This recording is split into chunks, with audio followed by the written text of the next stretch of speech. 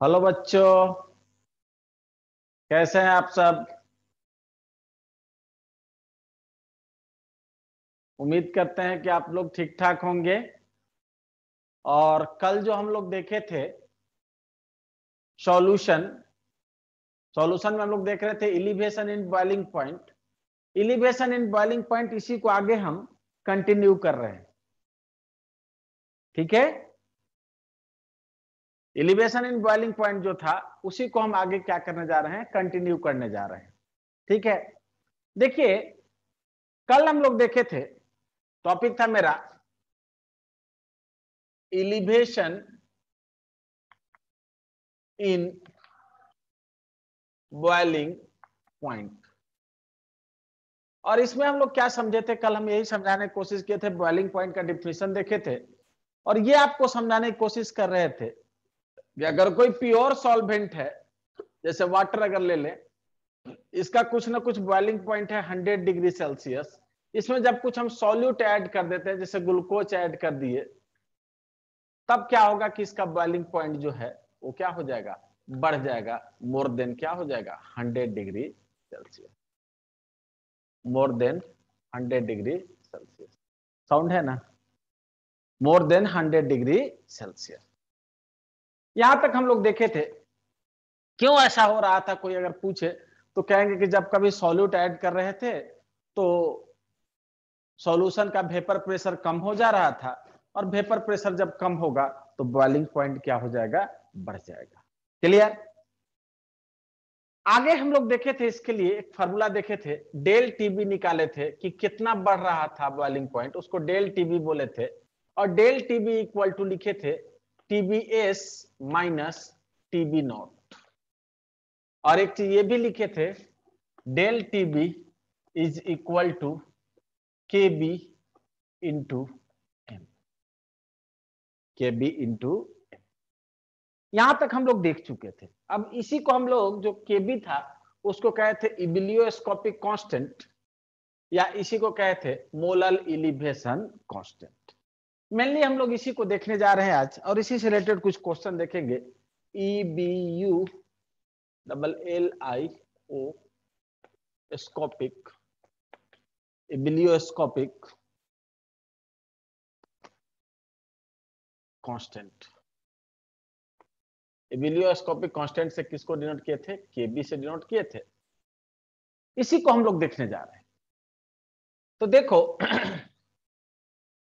यहां तक बातें आपको याद है।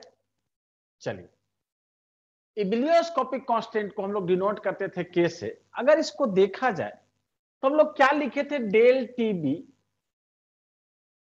Is equal to K B into M, यही देखे थे। ये क्या था, एलिवेशन इन बॉइलिंग पॉइंट।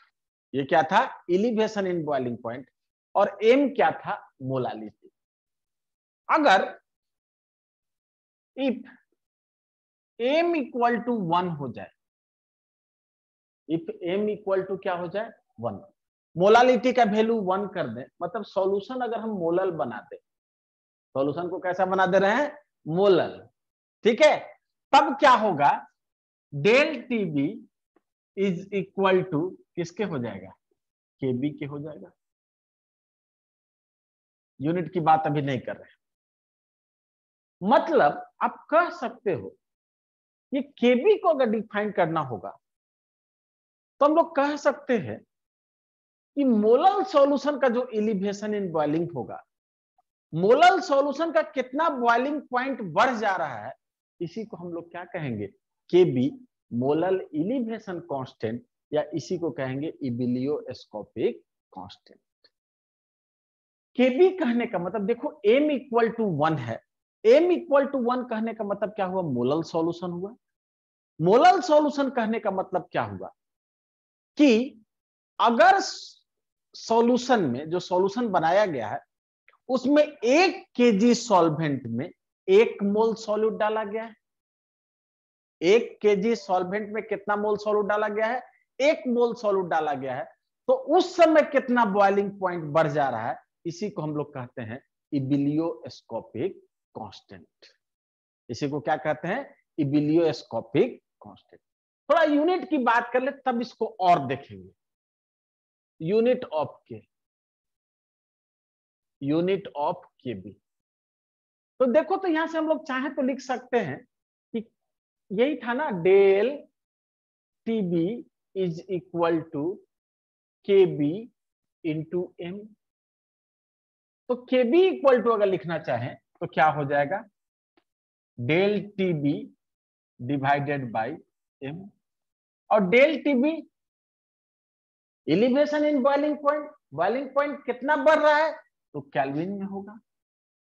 और मोलालिटी का क्या होता है, मोल केजी इनवर्स, यही होता है ना। तो अगर इसको एक साथ लिखना चाहेंगे तो हम लोग क्या लिखेंगे, kelvin KG mole inverse, kelvin KG mole inverse. अगर कोई पूछे कि केबी का यूनिट क्या होगा तो हम कहेंगे kelvin KG mole inverse, kelvin KG mole inverse. Clear है, बड़ी आसानी से निकल गया, केल्विन केजी मोल इनवर्स। देखिए फिर से अगर आप देखें तो डेल टीबी के लिए क्या लिखे, केल्विन, एम के लिए क्या लिखते हैं, मोल पर केजी, तो क्या हो जाएगा, केल्विन केजी मोल इनवर्स। थोड़ा आगे देखते हैं हम लोग। एक चीज याद रखना बाबू यहां पे, कि देखो जो एलिवेशन ये जो है ये चेंज इन बॉइलिंग पॉइंट है, डेल टीबी। तो डेल टीबी है, अगर आप ये सोचो कि अगर वाटर की बात करें, सिंपल सा एक हम उसको समझाने की कोशिश कर रहे हैं, तो 0 डिग्री सेल्सियस पे आइस के फॉर्म में होता है, फ्रीजिंग पॉइंट है। और 100 डिग्री सेल्सियस में जो है, 100 डिग्री सेल्सियस में वेपर के फॉर्म में होता है। चेंज कितना का है, तो यहाँ पे 100 डिग्री सेल्सियस का है। मतलब अगर कोई वाटर 0 डिग्री सेल्सियस पे है, उसको अगर वेपराइज करना होगा, वेपर बनाना होगा, उसको बॉयल कराना होगा, तो हमको कितना, 100 डिग्री सेल्सियस टेम्परेचर बढ़ाना होगा। अगर यही केल्विन की बात करें तो ये कितना होगा, 273 केल्विन। और यहां पे देखा जाए तो कितना होगा, 373 केल्विन। यहां पे भी चेंज, अगर केल्विन में भी चेंज देखा जाए तो कितना का होगा, 100 केल्विन का। अब आपके मन में आया कि सर ये क्यों बताया, इसका बताने का सिंपल सा ये मतलब है कि ये जो चेंज है अगर डिग्री सेल्सियस में दिया रहे या केल्विन में दिया रहे, उससे हमको कोई फर्क पड़ने वाला नहीं।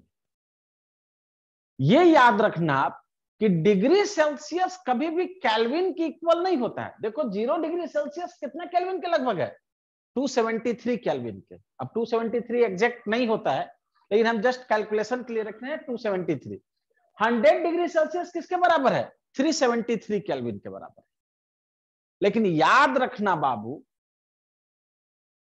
कि जो चेंज है यहां पे भी 100 का चेंज है, और यहां पे भी चेंज किसका है, 100 का चेंज है।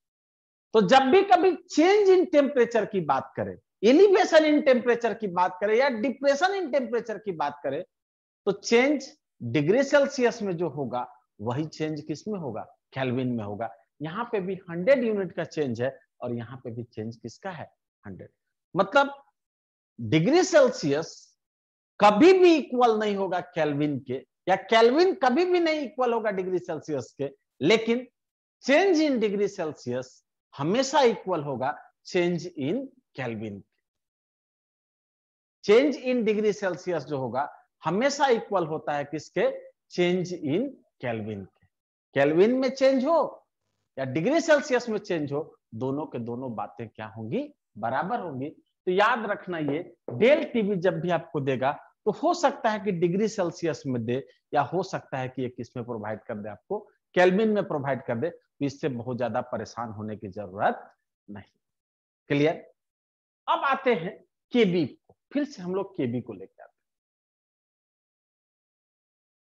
क्या सीखे हम लोग, चेंज इन डिग्री सेल्सियस हमेशा इक्वल होता है किसके, चेंज इन केल्विन के। यूनिट मैंने देखा क्या है, kelvin KG mole inverse, kelvin KG mole inverse. अब देखिए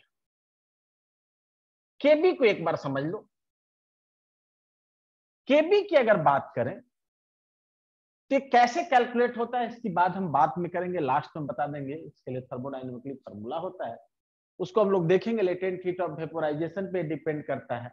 लेकिन ये याद रखना आप, जो केबी जो है सॉल्वेंट का प्रॉपर्टीज है।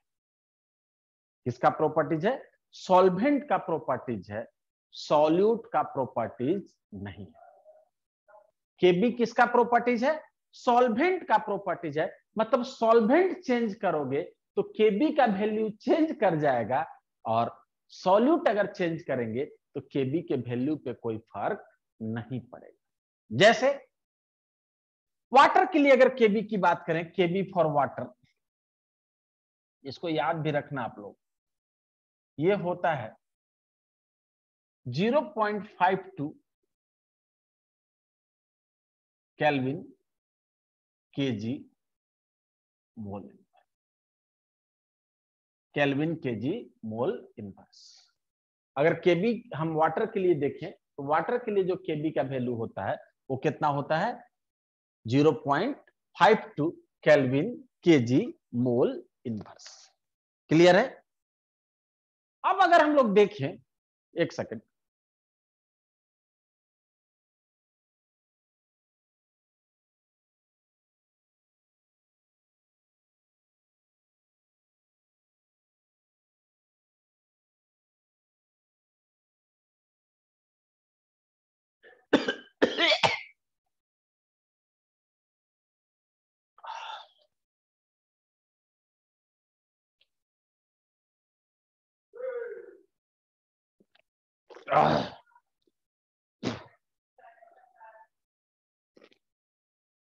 हेलो हेलो, चलिए, सॉरी डिस्टर्ब हुए। केबी की अगर बात करें तो वाटर के लिए वैल्यू कितना होता है? 0.52 केल्विन केजी पर मोल। ठीक है। सिमिलरली केबी फॉर अगर बेंजीन की बात करें, केबी फॉर बेंजीन C6H6, तो केबी फॉर बेंजीन का जो वैल्यू होता है वो होता है 2.70 kelvin KG mole inverse. Just यहां पे हम दो सॉल्वेंट लाए हैं, एक वाटर है और दूसरा क्या है? बेंजीन। दोनों के लिए हम किसका वैल्यू रखे हैं? केबी का वैल्यू रखे हैं 0.52 और 2.70। क्लियर? अब देखिए इस वैल्यू का क्या मतलब है, ये केबी का जो वैल्यू दिया उसका क्या मतलब है, इसको हम समझने की कोशिश करते हैं। एज्यूम करते हैं कि मेरे पास, देखिएगा बहुत ध्यान से इसको, 1 केजी वाटर है। वाटर है कितना है बाबू? 1 KG. 1 KG water. Clear? Water का जो बॉइलिंग पॉइंट होता है, प्योर वाटर है, इसका बॉइलिंग पॉइंट कितना होगा?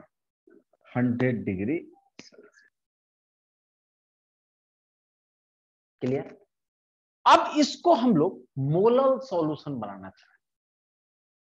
कितना, कैसा बनाना चाह रहे हैं? Molal solution. तो मोलल सॉल्यूशन बनाने के लिए हमने क्या किया कि इसमें 1 मोल ग्लूकोज डाला, C6H12O6। 1 मोल मैंने इसमें क्या डाला बाबू? ग्लूकोज। तो 1 मोल जब ग्लूकोज डाले तो 1 केजी में 1 मोल है, मतलब मोलालिटी इक्वल टू 1। 1 केजी में कितना मोल होता है उसी को तो मोलालिटी कहते हैं। यहाँ पे मोलालिटी कितना हो गया? 1। तो अब जब 1 मोल इसमें ग्लूकोज डालोगे तब इस सॉल्यूशन का जो बॉइलिंग पॉइंट है, ये बॉइलिंग पॉइंट बढ़ जाएगा और बढ़ के हो जाएगा 100.52 डिग्री सेल्सियस। कितना हो जाएगा? 100.52 डिग्री सेल्सियस। अगला बार हम लोग कर क्या रहे हैं कि इसमें 1 मोल 1 मोल यूरिया डाला, 1 मोल क्या डाला बाबू? यूरिया। फिर 1 केजी में कितना मोल है? 1 मोल है। इसी में नहीं डाले हैं, ये 1 केजी था और इसमें हमने क्या डाला? 1 मोल यूरिया डाला। तब आप देखोगे कि फिर 1 मोलल सॉल्यूशन है, तो फिर इसका बॉइलिंग पॉइंट बढ़ के कितना हो जाएगा? 100.52 डिग्री सेल्सियस। क्लियर? एज्यूम करते हैं कि इसमें हम लोग क्या किए? 1 मोल शुगर डाला, 1 मोल C12H22O11। तब भी इसका क्या होगा? मोलल सॉल्यूशन है, फिर भी इसका बॉइलिंग पॉइंट कितना हो जाएगा? 100.52 डिग्री। क्या सीखे? ये जो आपके सामने हम डेटा रखे, इससे क्या सीखे? इससे आप एक चीज सीख सकते हो कि सर ये 100 डिग्री सेल्सियस वाटर का बॉइलिंग पॉइंट था, 1 मोल इसमें हम चाहे तो ग्लूकोज मिला दें तब, या 1 मोल शुगर मिला दे तब, या 1 मोल यूरिया मिला दे तब, इसका बॉइलिंग पॉइंट कितना से बढ़ जाएगा? 0.52 डिग्री सेल्सियस से क्या हो जाएगा? बढ़ जाएगा। अब इस पे डिपेंड नहीं कर रहा है कि यहां पे आपने ग्लूकोज मिलाया, कि यहां पे यूरिया मिलाया, कि यहां पे आपने क्या मिलाया? शुगर मिलाया। अगर बाय द वे ये केबी सॉल्यूट का प्रॉपर्टीज होता, तो ग्लूकोज मिलाने के बाद ये बॉइलिंग पॉइंट कुछ और बढ़ता, यूरिया मिलाने के बाद कुछ और बढ़ता, और शुगर मिलाने के बाद कुछ और बढ़ता। तो चूंकि ऐसा नहीं हो रहा है, ये कह सकते हैं, ये एक्सपेरिमेंट से या ये जो डेटा रखे आपके सामने, इससे ये प्रूफ होता है कि केबी जो है, इबिलियोस्कोपिक कांस्टेंट जो है, वो प्रॉपर्टीज किसका है?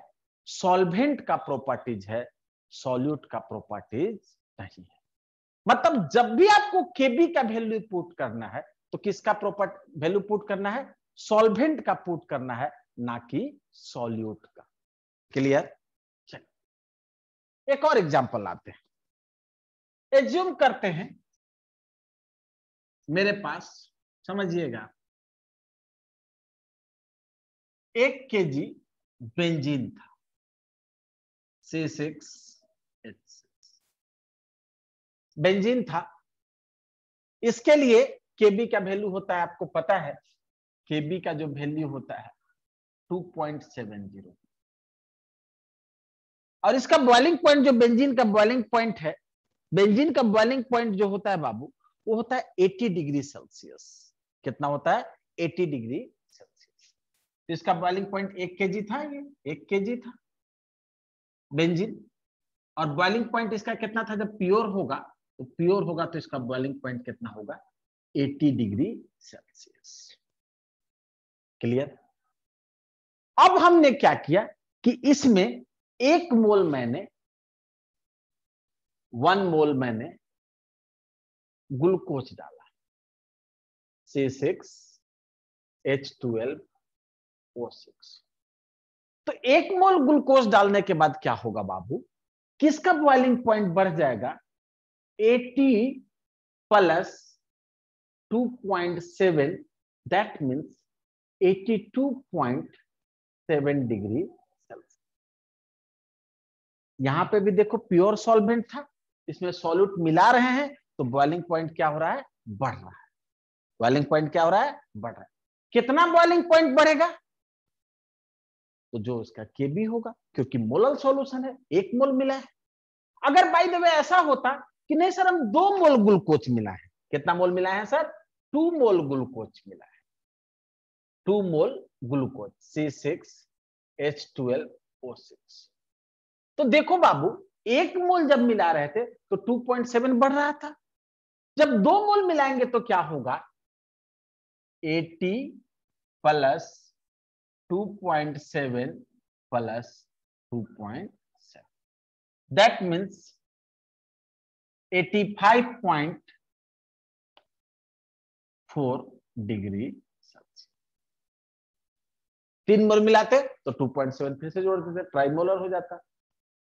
क्लियर है? चलो अगला बार हम लोग क्या कर रहे हैं, इसमें ग्लूकोज की जगह पे यूरिया मिला रहे हैं। 1 मोल मैंने क्या किया, यूरिया मिलाया। तो 1 मोल यूरिया मिलाने के बाद क्या होगा, क्योंकि 1 मोल 1 केजी में मिला है, 1 केजी था ना, तो क्या हो जाएगा 80 डिग्री सेल्सियस शुरू से बॉइलिंग पॉइंट होगा, और प्लस कितना हो जाएगा 2.7, that means 82.7 degree Celsius. Clear? अब क्या सीखे इससे? हम लोग को यह सीखने को मिला कि ये जो केबी है, एबिलियोस्कोपिक कांस्टेंट, या जिसको मोलर एलिवेशन कांस्टेंट कहते हैं, ये प्रॉपर्टीज किसका है, सॉल्वेंट का प्रॉपर्टीज है, ना कि सॉल्यूट का प्रॉपर्टीज। किसका प्रॉपर्टीज है, सॉल्वेंट का प्रॉपर्टीज है। जब भी हमको केबी पुट करना है तो किसका पुट करना है, सॉल्वेंट का। और अगर केबी का वैल्यू दिया हुआ है, उसका मतलब ये समझिएगा, अगर केबी का वैल्यू यहाँ पे 0.52 वाटर के लिए होता है, 0 कितना होता है बाबू, 52, कहने का मतलब कि अगर 1 केजी में 1 मोल कुछ मिला दें, 1 केजी वाटर में 1 मोल कुछ मिला दें, तो बॉइलिंग पॉइंट कितना से बढ़ जाएगा, 0.52 से। अगर यहाँ बेंजीन की बात करें, इसका एबिलियोस्कोपिक कांस्टेंट का वैल्यू होता है 2.7, मतलब 1 केजी में अगर 1 मोल कुछ मिला दें तो बॉइलिंग पॉइंट कितना से बढ़ जाएगा, 2.7 से बढ़ जाएगा। क्लियर है? एबिलियोस्कोपिक कांस्टेंट जो होता है उसको हम लोग मोलर एलिवेशन कांस्टेंट भी बोलते हैं। एबिलियोस्कोपिक कांस्टेंट को क्या बोलते हैं, मोलर एलिवेशन कांस्टेंट भी बोलते हैं। और मोलर एलिवेशन कांस्टेंट कहने का मतलब क्या होता है बाबू, कि 1 मोलर सॉल्यूशन अगर है तो उसका बॉइलिंग पॉइंट कितना से बढ़ गया, मोलर सॉल्यूशन का बॉइलिंग पॉइंट कितना से बढ़ा। और मोलर सॉल्यूशन किसको कहते हैं, आपको पता है कि 1 केजी सॉल्वेंट में अगर 1 मोल कुछ मिला है तो वैसे सॉल्यूशन को हम लोग क्या कहते हैं, मोलर सॉल्यूशन। क्लियर है? याद रखना आप इन चीजों को। आगे बढ़े, अब देखो इरेज करते हैं।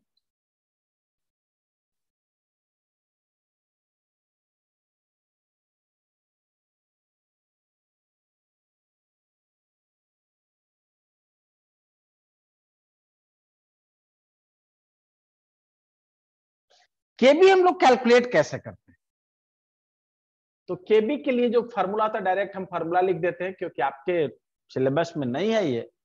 केबी के लिए जो फॉर्मूला होता है वो होता है RT² divided by 1000 LV।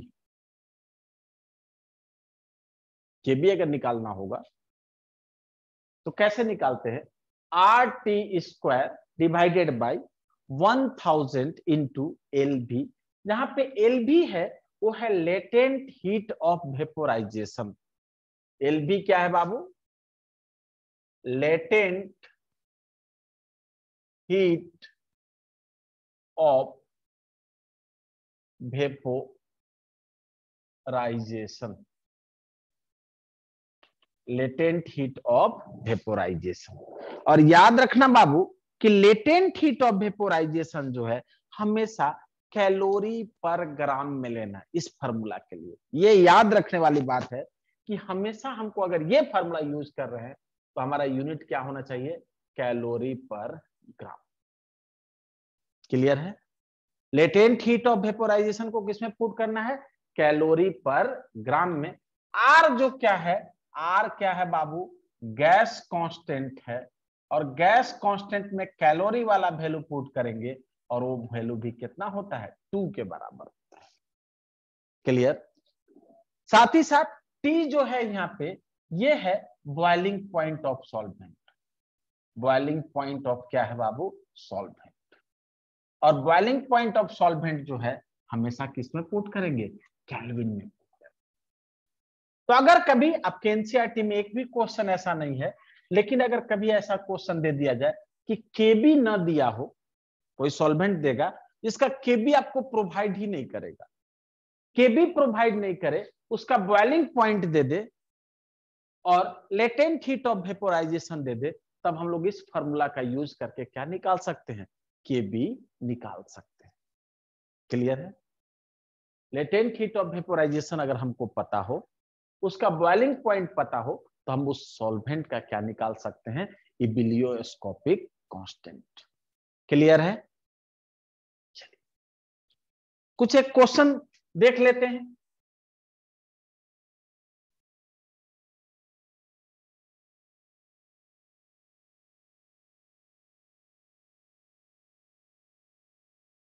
Water के लिए केबी का वैल्यू याद रखना है आप, कितना बताए थे, 0.52 केबी फॉर वाटर, ये याद रखना, अक्सर आपसे यूज होता है।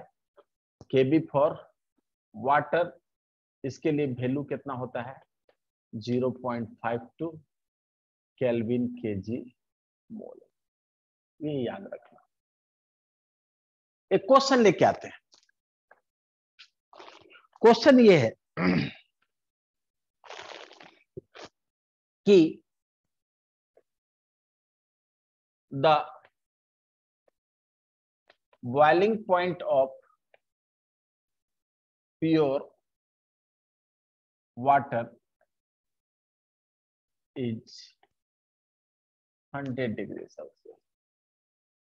Boiling point of pure water is, बोलोगे बाबू, 100 degree Celsius.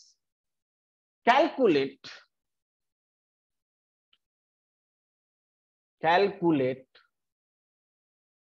the boiling point of solution if 18 gram of glucose is dissolved in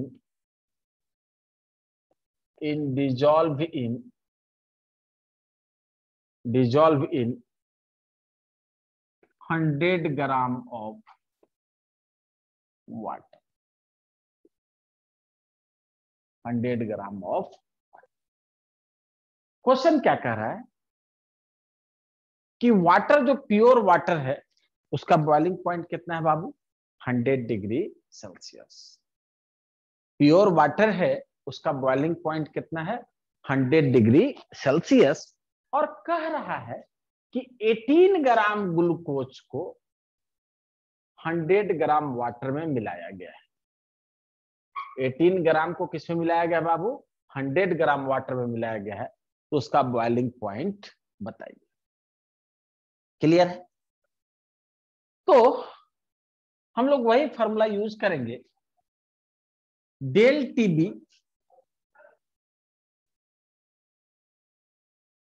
is equal to KB into M. मेरे पास यही केबी का वैल्यू तो हमको पता है 0.52, इसको कुछ करने की जरूरत नहीं है। अब डेल टीबी और एम को थोड़ा समझ लेते हैं। डेल टीबी क्या था बाबू, तो हम बताए थे TBS minus TB naught, del TB यही था, इक्वल टू केबी इनटू, याद करो मोलालिटी, आपको हम पढ़ाए थे। मोलालिटी क्या होता है, number of moles of solute divided by mass of solvent in KG. याद है? तो लिख देते हैं number of moles of solute, number of moles of solute divided by mass of solvent in kg, mass of solvent in। आगे बढ़े तो देखो आप, बॉइलिंग पॉइंट सॉल्यूशन का तो हमको चाहिए, बॉइलिंग पॉइंट ऑफ सॉल्यूशन चाहिए, इसको एज यूजुअल छोड़ देते हैं, हम लिख देते हैं टीबीएस जो हमको चाहिए, माइनस, अब टीबी नॉट की बात करें तो boiling point of pure solvent, boiling point of pure solvent कितना था, 100 degree Celsius. Sir degree Celsius में रखो या केल्विन में, यहाँ पे कोई फर्क पड़ने वाला नहीं है, क्योंकि हम बताए थे चेंज है, और चेंज जो है केल्विन में हो या डिग्री सेल्सियस में कोई फर्क नहीं पड़ता है। तो इसके जगह पे हम रख देते हैं कितना, 100 डिग्री सेल्सियस इक्वल टू केबी का वैल्यू कितना था बाबू, 0.52 0.52 इनटू, अब number of moles of solute कैसे निकालेंगे, यहां तो ग्राम में दिया हुआ है, तो ग्राम को मोल में हम कन्वर्ट करने बताए थे बाबू, कहे थे जो given weight divided by molecular weight, glucose है, ग्लूकोज का कितना होगा 180, याद है, तो क्या हो जाएगा 18 divided by 180 divided by mass of solvent in KG, solvent किस में दिया हुआ था ग्राम में, तो 100 बाय कितना हो जाएगा 1000, 100 बाय 1000। अब इसी को हम लोगों को सोल्व कर लेना है, तो सोल्व करेंगे तो क्या हो जाएगा, देखो TBS minus 100 degree Celsius is equal to 0.52 into 18 by 180 into 1000 by 100। उम्मीद करते हैं इसको आप लोग सोल्व कर लोगे, या सोल्व कर दे, अगर सोल्व करेंगे तो यहां से 1 आ जाएगा, देखो 3 0 कट जाएगा, 1 आ जाएगा। आगे अगर हम लोग देखें, इधर लिख रहे हैं तो TBS minus 100 degree Celsius is equal to 0.52 into 1, देखो 0.52, इसको सोल्व करेंगे तो कितना आ जाएगा 1, या फिर कह सकते हैं कि TBS boiling point of solution equal to क्या हो जाएगा 100 प्लस 0.52, दैट मीन्स 100.52 डिग्री।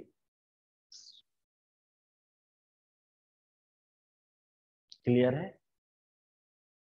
अब देखो ये, इसको हम लोग चाहें तो और आसान बना के एक फॉर्मूला लिख सकते हैं। चलिए वो मैं आपके सामने लिख ही देता हूं क्योंकि क्वेश्चन रहेगा। ये याद रखना कि एम क्या है बाबू, मोलालिटी है। आपको मोलालिटी निकालने आता है, मोलालिटी आपको निकालने आता है। चलिए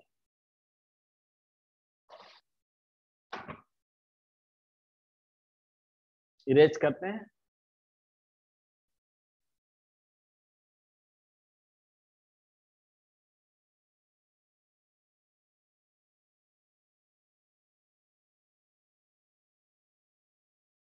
मोलालिटी निकालने हम लोग देख चुके हैं। एक और क्वेश्चन आते हैं, लैंग्वेज नहीं दे रहे हैं, जस्ट आपको हम समझा रहे हैं क्वेश्चन। एज्यूम करते हैं मेरे पास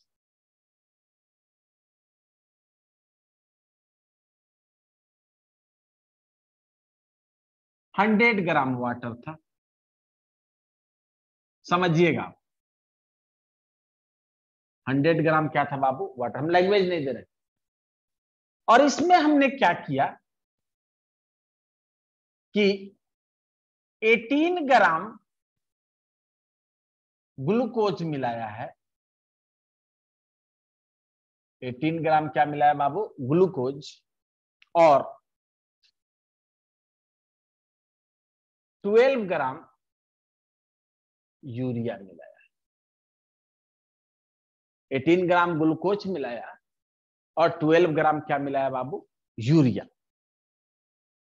क्लियर? अब कह रहा है कि इसका बॉइलिंग पॉइंट क्या होगा, बॉइलिंग पॉइंट क्या होगा।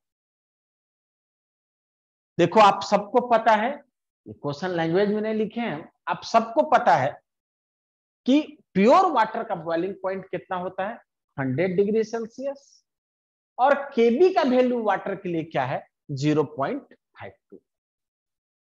मेरे पास 100 ग्राम वाटर था, कितना वाटर था 100 ग्राम, इसमें दो चीज मैंने मिलाया है, 18 ग्राम ग्लूकोज मिलाया है और 12 ग्राम क्या मिलाया है बाबू यूरिया। तो आपसे पूछ रहा है कि ये जो सॉल्यूशन बना उसका बॉइलिंग पॉइंट क्या होगा। क्लियर? तो देखो कुछ नहीं करना है हमको, हम फिर से वही फॉर्मूला यूज करेंगे कि del TB is equal to KB into, यही फॉर्मूला यूज करना है, del T B equal to K B into 1।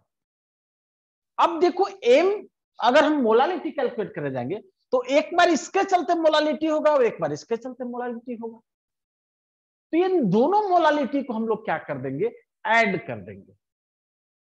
तो इसके चलते अगर मोलालिटी निकालेंगे हम लोग, तो देखो तो ग्लूकोज का मोलालिटी निकालते हैं, M for molality for glucose, समझेंगे बाबू थोड़ा,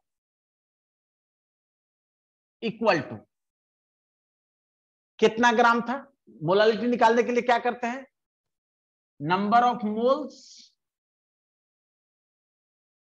divided by mass of solvent, और मास किस में लेना है हमको, केजी में लेना है, दोनों के लिए तो वही होगा। तो जब नंबर ऑफ मोल निकालने जाओगे इसके लिए, तो क्या करेंगे, 18 बाई 180, 18 ग्राम दिया हुआ था, और ग्लूकोज का मोलिकुलर वेट कितना होता है,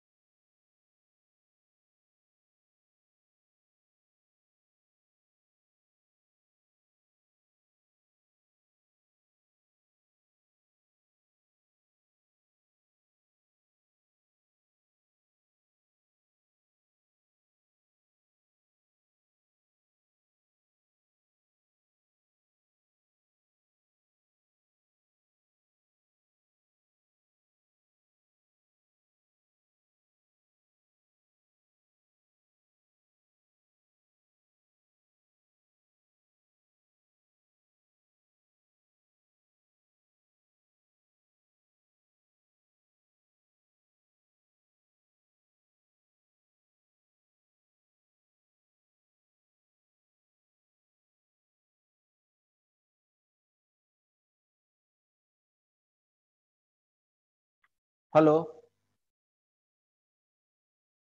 साउंड का शायद प्रॉब्लम हो गया था। अब हमको एग्जैक्ट तो पता नहीं है कहां से प्रॉब्लम हुआ। ठीक है, आप लोग बोले भी नहीं। चलिए यहां पे देखिएगा 0.52 केल्विन केजी मोल इनवर्स, और यहाँ पे मोल केजी इनवर्स था, तो मोल से मोल इनवर्स कट गया और केजी इनवर्स से केजी कट गया। 0.52 इंटू 3 केल्विन हो गया। केल्विन ये डिग्री सेल्सियस था, इसको हम केल्विन में कन्वर्ट कर दिए। चाहे तो इसको भी आप डिग्री सेल्सियस लिख सकते थे, क्योंकि हम बता चुके हैं कि चेंज इन केल्विन हो या चेंज इन डिग्री सेल्सियस हो, कोई फर्क नहीं पड़ता है। तो इन सब को सोल्व करोगे तो कितना होगा, 374.56 केल्विन। तो देखो, एक सॉल्यूट डाले तब दूसरा सॉल्यूट डाले तो ध्यान रखना कि सॉल्यूट कैसा होना चाहिए। क्वेश्चन में देखोगे ये हमेशा ध्यान रखना कि non volatile non electrolyte solute होना चाहिए। सॉल्यूट कैसा होना चाहिए, नॉन वोलाटाइल होना चाहिए, इसके बारे में हम बता चुके हैं। और नॉन इलेक्ट्रोलाइट होना चाहिए, इसको भी हम डिस्कस करेंगे इन सब के बाद में, कि इलेक्ट्रोलाइट आएगा तब क्या दिक्कत होगा, वांट ऑफ फैक्टर वगैरह की बात करेंगे हम। क्लियर? तो ये था इलिवेशन इन बॉइलिंग पॉइंट। इलिवेशन इन बॉइलिंग पॉइंट पे मोटे तौर पे आप क्या सीखे, दो चार लाइन में अगर हमको समराइज करना होगा तो हम कहेंगे कि प्योर सॉल्वेंट में जब कुछ मिलाते हैं तो उसका वेपर प्रेशर कम हो जाता है। अब वेपर प्रेशर कम हो जाएगा तो बॉइलिंग पॉइंट उसका क्या हो जाएगा, बढ़ जाएगा। मतलब प्योर वाटर में अगर हम चीनी मिला दें तो उसका बॉइलिंग पॉइंट क्या हो जाएगा बाबू, बढ़ जाएगा। ये कोलिगेटिव प्रॉपर्टीज का उदाहरण था। और इसके लिए हम लोग फॉर्मूला क्या देखे, del TB is equal to KB into M. इस केबी को हम लोग कहते हैं इबिलियोस्कोपिक कांस्टेंट या मोलल इलिवेशन कांस्टेंट। एम क्या है, यहाँ पे मोलालिटी है, और डेल टीबी क्या है, इलिवेशन इन बॉइलिंग पॉइंट। बॉइलिंग पॉइंट कितना बढ़ा। एक चीज और मैं बता दूं कि इलिवेशन इन बॉइलिंग पॉइंट जो है बाबू, वो मेजर होता है बेकमान्स थर्मामीटर के द्वारा। एक स्पेशल थर्मामीटर हम लोग यूज करते थे पहले, और उस थर्मामीटर को हम लोग कहते हैं बेकमान्स थर्मामीटर। याद रखिएगा, जो बेकमान्स थर्मामीटर है इलिवेशन को मेजर करता है कि कितना चेंज हुआ, चेंज इन टेम्परेचर को मेजर करता था। क्लियर? किसको मेजर करता था, चेंज इन। अभी यहाँ पे टेम्परेचर कितना है वो नहीं बताएगा, लेकिन अभी और थोड़ी देर के बाद टेम्परेचर में कितना चेंज हुआ ये बताने के लिए हम लोग यूज करते थे बेकमान्स थर्मामीटर। ठीक है, हालांकि आज के दिनों में हम बेकमान्स थर्मामीटर यूज नहीं करते हैं। जब लैब में आप जाओगे तो आज के दिनों में हम लोग यूज करते हैं इलेक्ट्रॉनिक थर्मामीटर। लेकिन पहले हम लोग क्या यूज करते थे, बेकमान्स थर्मामीटर। कुछ जगहों पे क्वेश्चन पूछा गया था कि कौन सा थर्मामीटर यूज करते हैं, तो हम लोग कौन सा थर्मामीटर यूज करते हैं, बेकमान्स थर्मामीटर। क्लियर? तो चलिए आज के लिए इतना ही। अब तो आप सबका स्कूल भी खुल गया है झारखंड में, ठीक है, लेकिन ये क्लास कंटिन्यू रहेंगे। ठीक है, तो चलिए आप तो खूब मन लगा के पढ़िए। Thank you, thank you.